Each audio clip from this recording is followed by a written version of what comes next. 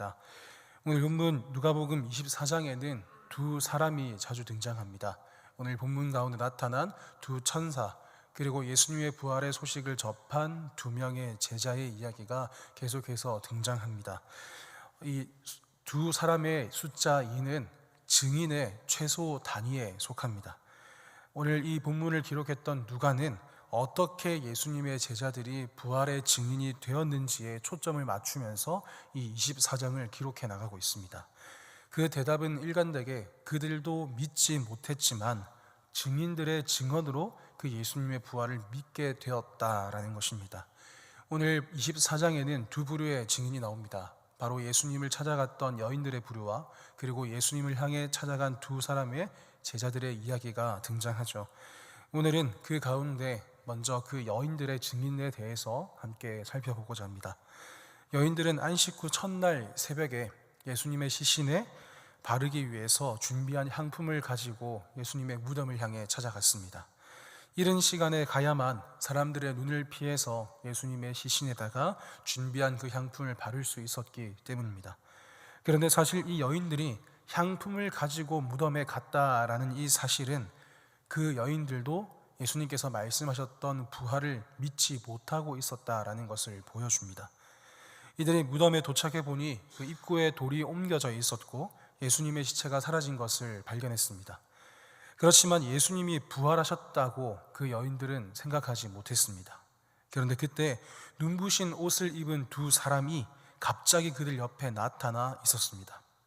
눈부신 옷을 입은 존재가 누구입니까? 우리가 잘 알듯이 그 존재는 천사입니다. 누가는 자신이 기록했던 사도행전 1장 10절과 10장 30절에서 천사를 오늘 본문과 같이 희고 밝은 옷을 입은 사람으로 묘사합니다. 그리고 누가복음 23장 23절에서 엠마오로 가는 그 두 제자가 여자들이 본 그 두 남자를 천사다라고 이야기합니다. 그런데 왜 누가가 오늘 본문에서 이 천사를 두 사람이라고 기록했을까요? 그 이유는 나중에 이 여인이 이 두 천사를 통해서 부활을 믿게 되는데 그 이유가 이 신비로운 천사의 존재 때문이 아니라 그 천사가 사람처럼 이 부활을 증언했다는 것을 알리고 그것을 강조하기 위해서입니다. 여인들은 예수님이 무덤에 계시지 않고 살아나셨다라고 증언했던 이 두 사람의 증언을 통해서 바로 예수님의 부활을 믿게 되었다라는 것이죠.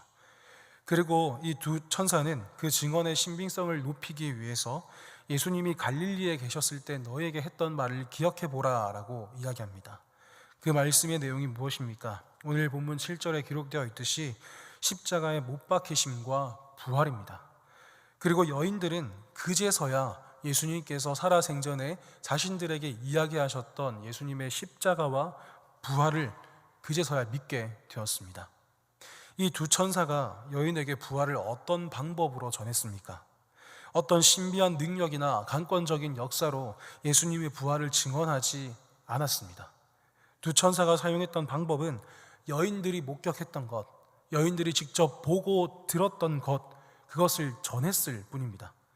이 방법은 이후에 사도들과 모든 전도자들이 예수님의 이 부활의 복음을 전할 때 사용했던 전형적인 방법입니다.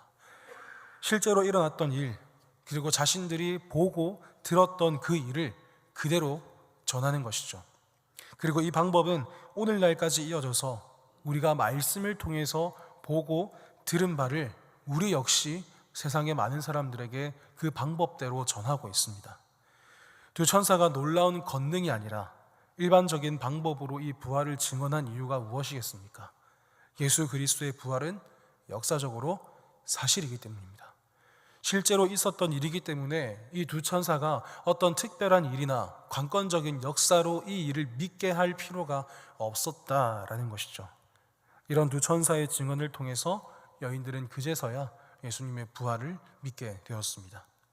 그리고 이 사실을 11사도와 다른 많은 사람들에게 알립니다. 여인들이 이 부활을 믿을 수 있었던 이유가 무엇이었습니까? 그들이 천사들을 보았거나 신비한 능력을 경험한 게 아니라 그들이 예수님의 말씀을 기억했기 때문입니다. 여인들도 자기들의 말을 다른 사람들이 쉽게 믿지 못했을 것이라고 예상했을 겁니다.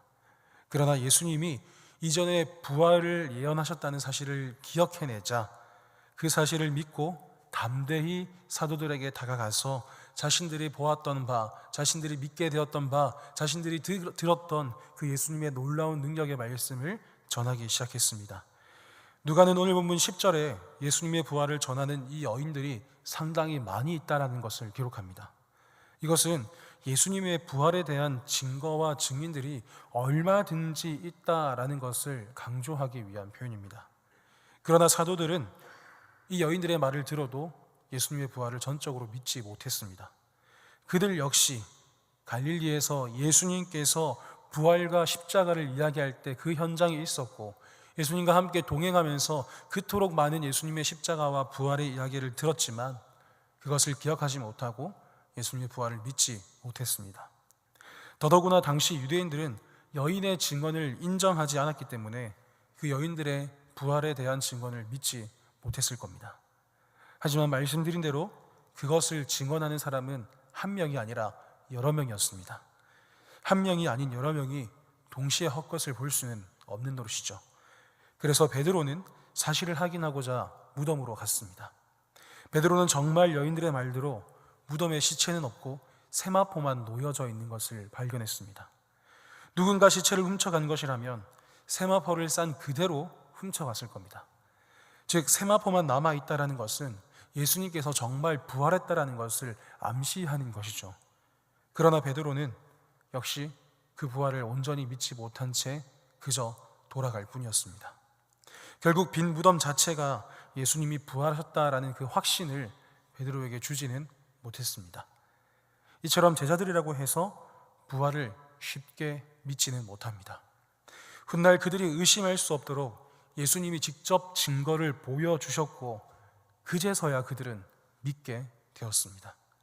지금은 더더구나 과학적으로 증명되지 않으면 그것을 결코 믿으려고 하지 않는, 과학적으로 증거되지 않으면 그것은 허구라고 단정짓는 이 시대를 우리는 살아가고 있습니다.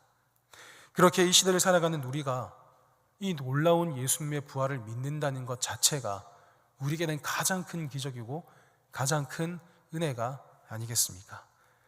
우리의 신앙의 핵심은 바로 예수 그리스도의 부활입니다. 예수님의 부활은 의심할 수 없는 역사적인 사실입니다.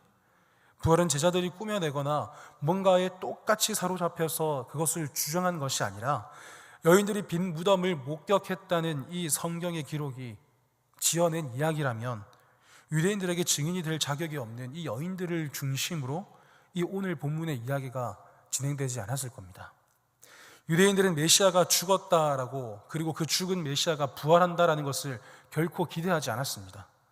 그렇기 때문에 부활은 유대인들에게 메시아라는 증거가 결코 될 수 없었습니다.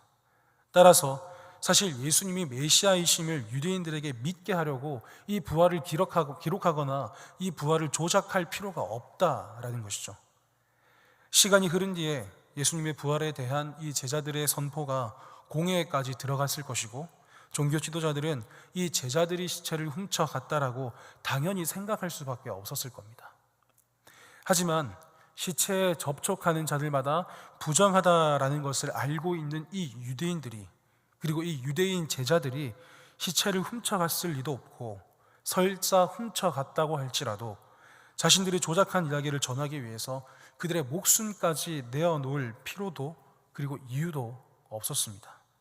이처럼 부활은 거짓이 아니라 명백한 사실이라는 사실을 우리에게 계속하여 보여주고 증언합니다. 오늘 본문 가운데 여인들은 부활하신 예수님의 말씀을 전하고 선포하는 증인이 되었습니다. 놀라운 것은 이 여인들이 부활하신 예수님을 만나지도 않았는데 그 부활을 선포하는 증인이 되었다는 사실입니다. 부활한 주님을 보지 못했지만 그들은 그토록 지금까지 자신들에게 말씀해 주셨던 그 말씀을 기억해서 부활의 목격자로, 그 부활의 증인으로 살아갔습니다. 그리고 그 부활의 주님을 목격한 그 1세대가 지나가고 초기 교회와 그리고 오늘을 살아가는 우리도 그 부활의 주님을 만나지 않고도 우리에게 주신 말씀과 믿음으로 부활의 그 복음을 붙잡고 살아가고 있습니다. 그렇게 이 놀라운 부활의 복음은 사실이며 우리에게 가장 큰 은혜입니다. 그렇다면 이제 우리는 그 부활의 복음을 믿고 따라 살아가는 자들로서 무엇을 해야 되겠습니까? 우리 또한 이 여인들과 사도들과 같이 그 부활의 복음을 선포하는 증인의 삶을 살아가야 할 것입니다. 이를 위해서 우리는 우리에게 주신 그 하나님의 말씀을 늘 기억하고 깨닫기 위해서 부단히 말씀을 가까이 해야 합니다. 또한 그 말씀을 기억해서 그 말씀을 우리의 입술로 증거하고 우리의 삶으로 증언해야 합니다. 바로 그때 이 세상의 유일한 소망이 예수님께 있음을 알지 못했던 그 영혼들이 바로 우리의 입술의 증언, 우리의 삶의 증언을 통하여서 주님께 돌아오게 될 것입니다.